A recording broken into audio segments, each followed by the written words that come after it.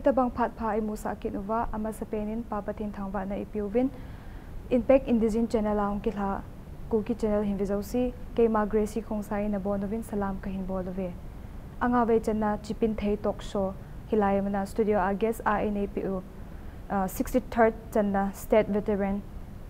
badminton championship 2018 a champion hinmu chule gold medalist P Hoichong khongsai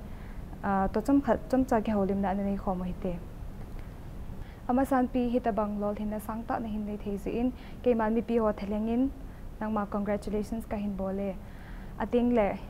chinpi thei Talkshow hilai muna hungkal sung thedinga na hungze in keima ki pathu ka hin se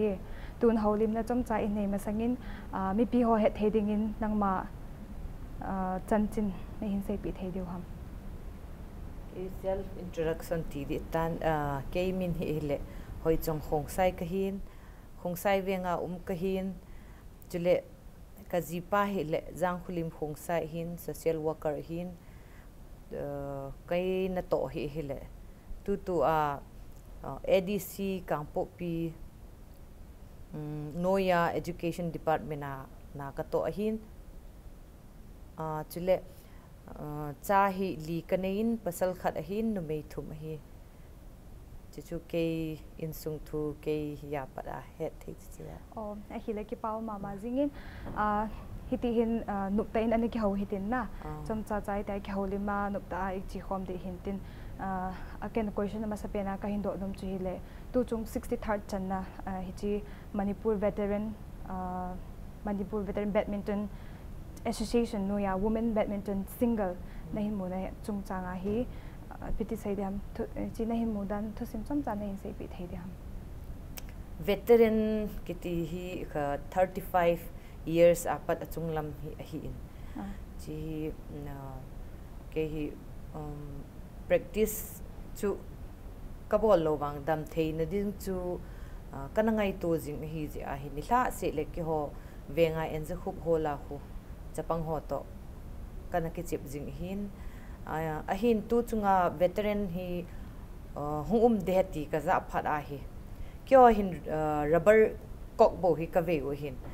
ji chun chi settle kok used to hi na ding chun haptani tabang hi NSA stadium a ho ka ki hilzi in cha ko na chu ka hongzao ki pau mama zingin tia lol hina sangta na hin neya nang mapan hat na ji zong hintin a hi le tu chung champion na hin mu na wa hi title EPP na hin mu title hi chi gold medalist tai lo adang ho zong sawin khat chu hele doubles women doubles a hin chi chu 40 plus a ka zaw hlanin kaloi nu to atin le mix zabalong kaloi pa to ka zaw hlanin chi cha chun kala zo hlan pon a hi wangen thil ei pe u chu hi le gold medal khat a hin silver medal khat a hin chule badminton kit a hin Yonex t-shirt a hin chule Adidas suit khat yong hi best couple 2018 ding in PV ahutile hichilaya i het theu khat chu hile hichi championship hichi badminton tournament a hi category za chum hong kichi mu hin toy ip no win in say pi na wachun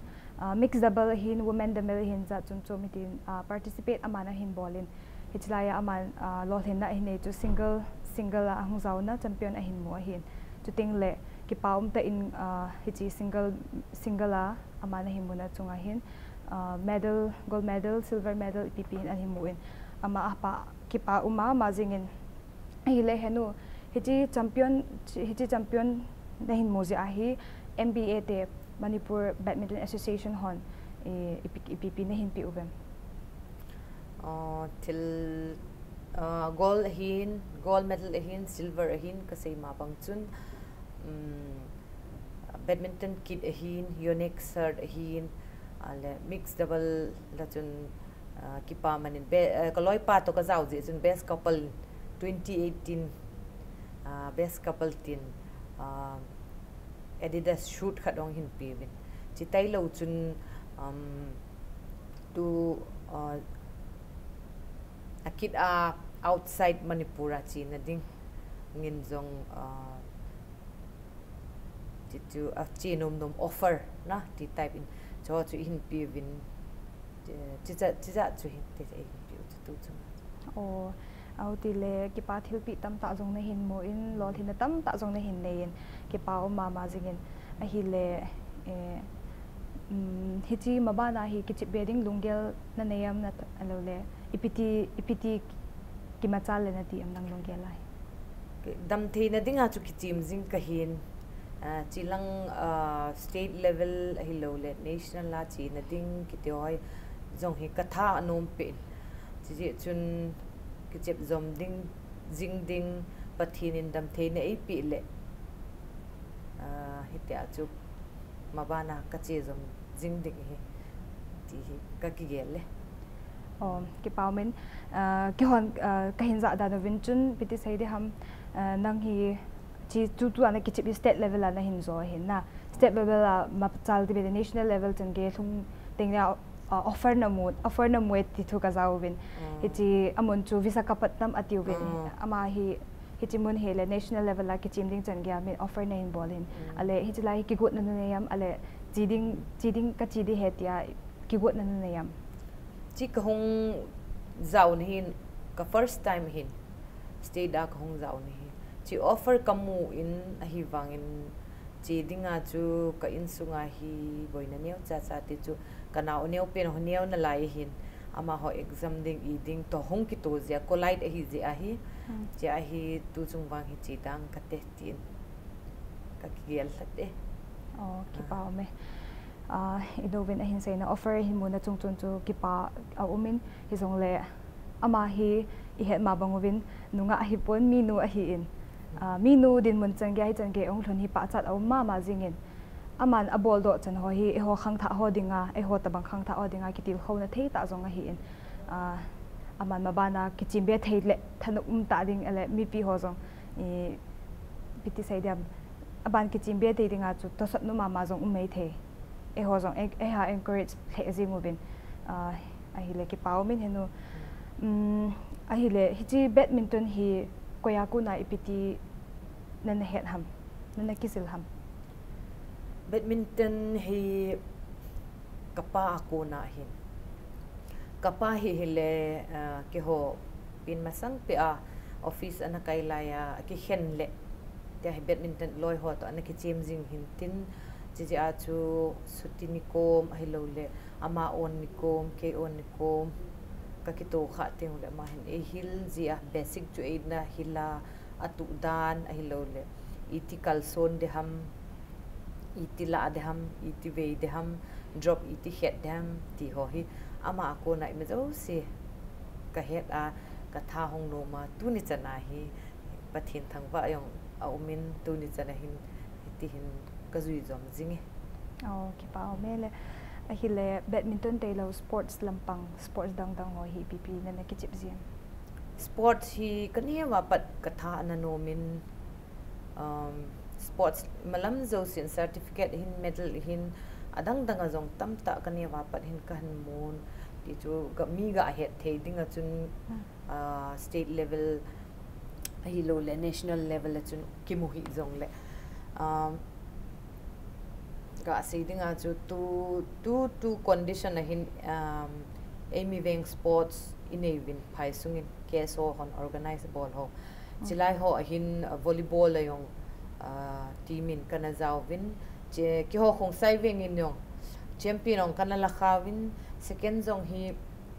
continuously athum veilang kalawin ke captain hi nan zong tu chung 2017 yong chun second kan la kidwin chitai lo zong chu badminton ayong hi B8 kana ball line zong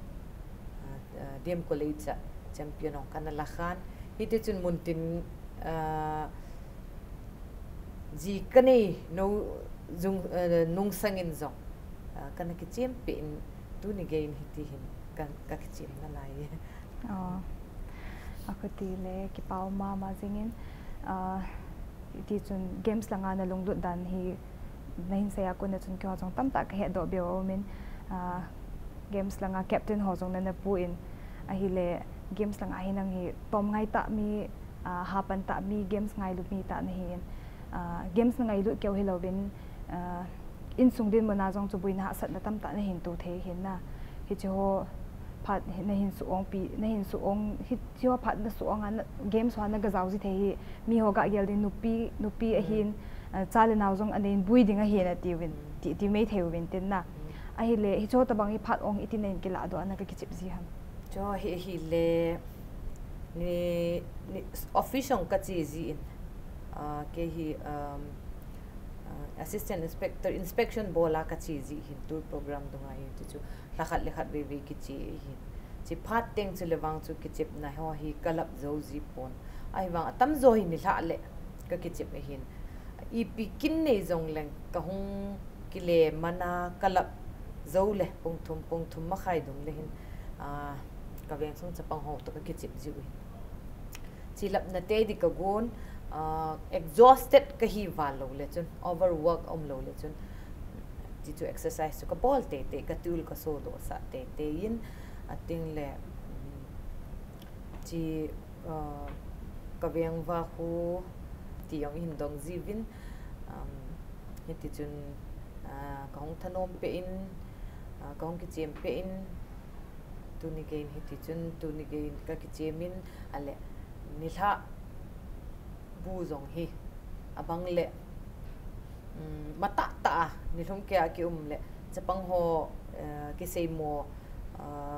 le kha hilding school hung lung ding ti buhon phat ki ti hong bu yong hi mata ta in ko hon do zin mi hon ipidinga sun lai chinga men no hon ham zong in ti jivin ai cho chu ngai to ka ngai ka kho sa ji a chu na ki chep di chu ka gel kho be se ji a chu cho yong chu ka bol ji ai tai ya chu ale na thano ba be se ja chu now ti ho school kai ti ho jong chu an na ga ma hon pi ja ki chi ma na ga chi ji hitia ga sai ding a chun I thanup na thil chu mi thanup na kha inia le chun zola lom poi ti chu akimu do in na he ipino bin a hin sai akun na chun a hi le happy nang man tu chung hi chi champion na ga zau hi kala te de te na ki gelam ale hi chi ka zau le ka lo thin te de te ta san na ki ne yam nu me hi a ro me ativin a hin ai chu akum dung zu ya chi hin 35 plus 40 plus 45 50 hi te hi chi hin 40 plus ke hi 40 ka hong hi 41 ka hong hi hetan ai chu 40 nu me ga ki chim ti hi zinei tai lo umbe se lo hin na ating le ahung ki chim diong chu iga gel ei tabang hi tho de hin chi chun confident ka nei thoe ke hi ki la tho nan te tin nong ka gele ipi bon lam hile confident nei pawala chun izola lom pon confident nei ala chun thila sata jong chu ki bodo thezen inovin song abui the jong le aman confident aneya thanup nan azo je achu hidia pan mun agala hunglo thing the hi in ki pa ama ma jingin ino chunga chong avel veren ki pa thoi se ki no ve ale henu aban ka hindo nom kinin abana ka hindo nom na chun hi chi games and sports ne ki chip na a hi piti sai de ham mi na ki tho pi thei ta te na til kho da tai lo le mi na ki chip ba ko na chu mi na long net na tha thei sei ro thei na nang ma na dei lo kha jong thilum thei hin hi cho ta bang ki chip ma hin fair play a hi lo le thil hi adi lo om no men hi chila ma he ipidongel ne yam ke hi mi khat frank ka hin thu ka se yong le ki che chet a thu ka se in min dan chu badminton ki chep pe da hai line lower line outside inside a kamu zong le am hot out ati le ke chun kamu hel hin te tin kala in na hiti tabang lungel wang chu negative chu atam zo hi ka gel pon positively a ka gel khel zo hinte kamu khel zo hinte tin kalazi in na hi chun negative lungel wang hi kana nei lo ji chun play hoyong hi itabang hi zong le nom ten ka kichim than na dan chu doubles ka kichep hlona yong chu 11 na khu break mai hin ai chi 11 break yong chu ka loi ka kichep pini opponent ten ni no head low ken zong ka head low ai chu ka kichep hlona hi service and ball ken zong kala ai la kanung lang ka ke la ka loi nu tui do na chi ta na ai chu mi pi chu avezo stadium ma chu nu is so okay ke yong ai ka tin ka lunga dong lein hitabang chu ai jingin imacha khat ga ball to ga se khat ti hoyong ka nei pun na ka het chu tia chu direct ta hello le friendly ana hiti tabang mi simple ka hi ai ji chun chon lung gelong chu ka nei pun okay lungel thing ta positive mind na nei ja acho lol hin na pathin ni zong na hin pi hin tin mi kim khat hu ki chip na hi piti sei de ham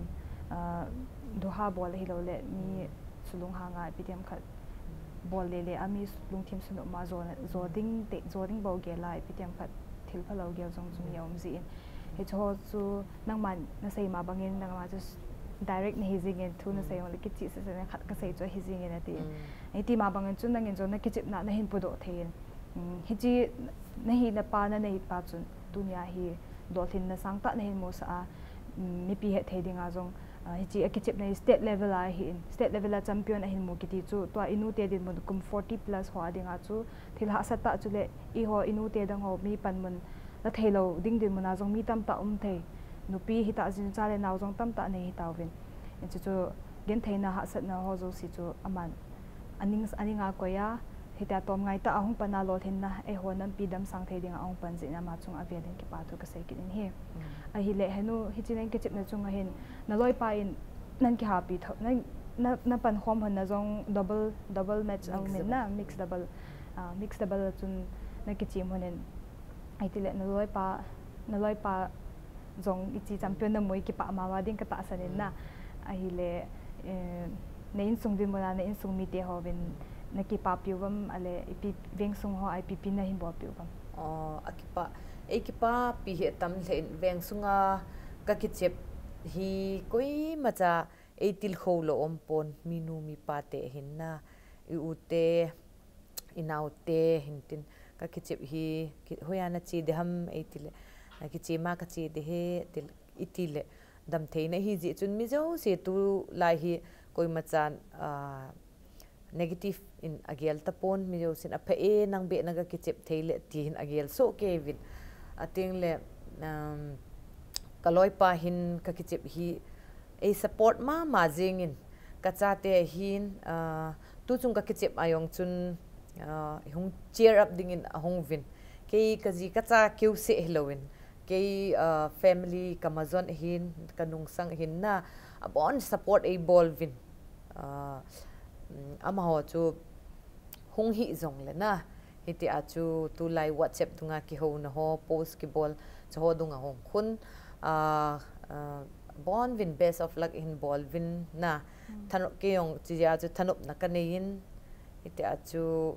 koi machan tu ni chan hin koi machan hiti a chu discourage e pe hin ka ke in sung hin ka loi pa hin ka cha te ka family sung hin ka cha te bon win encourage cheveti hi ka sei no men ma ho zala zong na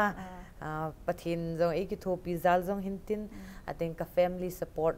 pat ayong hintin so ji a hi chan ka pha he ki pau mama jingin hitabang family supportive ta thena nei chu ki pa e hon jong ki pa thu sewin pathin ko ma na a hi le cham takha ani ki holim lim na chu anyong mo hitin tun cham khat break and nei within break hong ki chai le mabana ik to itok show ban zon mane thene ding wen mi piti ho jong lungning te nei na vet pi jing wen lang tau wen lang lungning tan henu to khau pi na nei zo khom pi ta tun break cham khat nei taw hete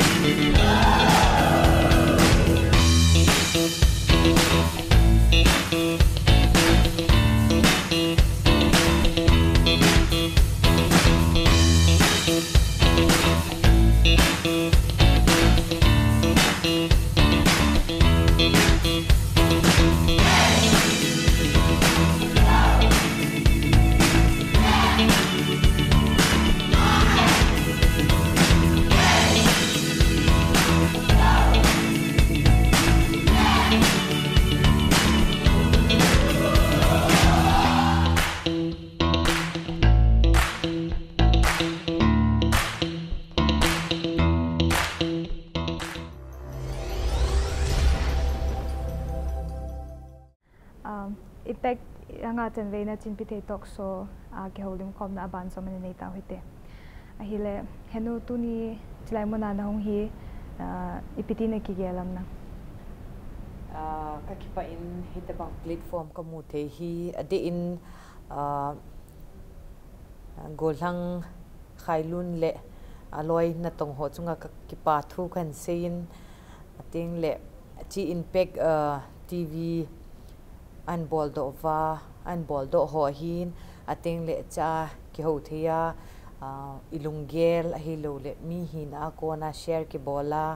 ating le khat ki til kho to na kineya hiti a hi ahung ki ho lim na mi nong phat chum na cha pat a hi anei ding yong kata asanin cho a ko na hi mi tam ta chapang ho hin ong khang do ho hin chapang ho hin cho ko na machal na tam ta om ding hin hiji chun chi impact TV hin bol do hin ating le chi angai ho hin chilaya a boy pi ho hin cho chunga jong amachal jing wa khan to jing na dinga jong kahin kagel kagal do jinge ti di ham na ki pawmin a hile hichi nang hi na games langa na long ke wela win na to na jong na nei na na to na hi he khilo le ADC kampopi na ADC kampopi na po hin hichi education lampanga na po hin a hile inu hi ngai sang umma ma jingin games lang ke wa athip na le alung lut na ke hilovin education lampanga jong sangta again ama ako na kitil khona tam ta ani thevin education lampang hen lang sports lampang hiong le inovin BP ho henga aphat chumna pe thading thil na sainum amam to holak to education sports jong hi extra curricular activity khat ahin chi exercise hi apoi modan hi khat ahin omna jule khasim se chu ahi theipon le khan hlum ke ya sima exercise umlo kiti chu dal na dal hi yeng hin hi theilo hin je chun physical yong mentally ayong fit ngai a hin chapang kiti hi ji chun kenwang ka de hi chapang hi jingka mata tho a lekha sima school akaya ahung thuna chale ne theima kine sa na rest chom cha ni jong le ni tha teng at least recreation type a hilo le break them khat pi agawa do park a hilo le park tu lai hi veng sung khosung yong cho hi ha tan na hi ji chun kichep na tam zo hi indoor ho om tan at least veng sung phai sung hi venga community hall ta bang ho hi inei chi tho ta vin ai cho a hi asunga kichep na the table tennis a hin a hilo le carom a hin a hilo le badminton ho hi a hin na cho hi tam zo hi ki ball hen lang ama ho hi a mindset u yong thephat clear hi adi chu tulai mobile khang ai tan internet khang ai tan ai chi ma ho hi outdoor games talo na tiul so no talowa mobile games dunga akichep u ngen hung hi ting le chapang hi ata sang to khai si ja physical lang hi ko kho sa ma mai na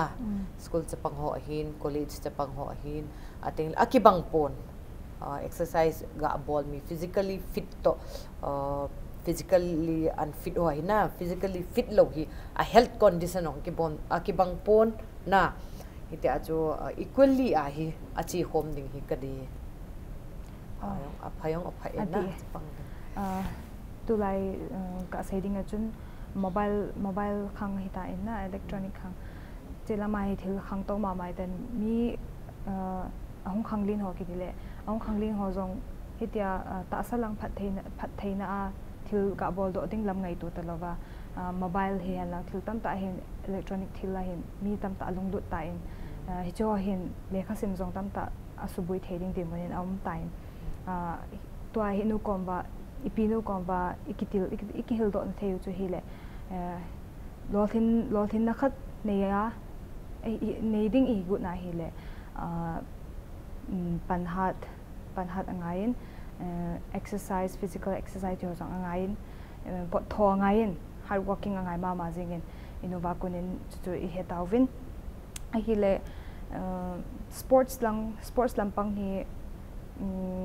tu hin national level la chun chi thelo ding din mon ta jong da offer dang ti ham hin mo in lang kichip na ding din mon adang hum tale pan mon na gala thaina lai dem tu a hi tu veteran 63rd veteran tu chunga chu chi chu a hi le state player ho tam ta zaw a hin na tu a hi February dung le hin non state ki ti khat omin dan chu state player ho khat cha zaw thailo ding ti chu from every nook and corner of Manipur ti chu district zo se Churchanpur hin Kangpopi hin Senapati ti Temenglor na hite ajo akichim aning ninga di hin ama hi tu chunga yong chun participate ball hi amy ho yong ilhom win tribal ho mong hi ilhom win ti chu hung zaw the hen lang ki zaw khom hen lang nume ho yong hi izat akichim ti chu na katha nom ma in ki zaw zo de ham ki zaw zo lo de ham ti wang ka hepon a hi wang in non state dong hi masa chu mix zabal long chu ka loi pa to state player ho to ka kichi u hin state player hin ka chu ki ho ke ni kum 40 plus a chu numei khat cha kichi pi di lo ai chi a chu 35 ho to ka hong kichi u tai 35 numei chapang chu 40 plus kaloi pai 45 lang hung hitan tin ama to 35 play state player pasal kiti chu kite mong lo hi ai wanga chu katha nom thanin chu ho chu kho ka sa thon pon na participate ga bola ga zaw di chu chi chu e thanop na hi ji chun ka ga zaw thanin chita bang ma chu adang mun tina I ho e mite na chanwa na akichim te hen lang askula ne kichim a lo le avenga ne kichim ti ho om zong le chi February sunga hi non state de hin cha yong hi participate hung te hung chi event ti kan ti me he ki pau me e ho zong ama henu inu ipinu banga hi sports tama lungdu ta mi ba hi le e ho zong ki ha bo do wa hi ta hi lo thin na sang ta imuwa inam isungu idap sang theuwa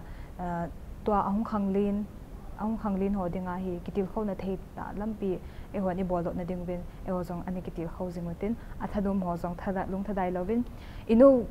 chale naw nei sunga bon sports langa hi ta hi akipi theya pisan lol hin na nei thale e ho ni pidinga e bolot zo lo diu hamna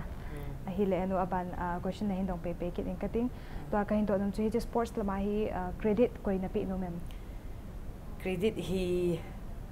ama sa penin pathin e lungsi da pathin ama sa penin ama hi kathang va in amandam theina ap lo le hiti chan tu ge ha kong ki chep thei lo de hin ating le ka zipa hin kaloi pa ka in sungmi ka cha ka naw te hin ting le ka naw kaloi pa naw thangmin lin hin amano e support zingin na ating le adang ke kapayong ate tan ahiwangan amanong support e ball jingin atha nom jingin ka sei jiting angai nom ji thein kanaw te hin mun choma ka u delia omnu hin tingle mun choma ka in ko ten chi ka kichip na neu chai jong la video clip ho photo ho hi ka ga upload jin hi lama ho thanom su kevin ama ho hin ama ho not encourage e ball levin hinji a hi kapi nom hi atamin e ki pa pi hi atamin ka veng sung wa ka kichip pi chapang ho ge ho hin zong ama ho ge hin na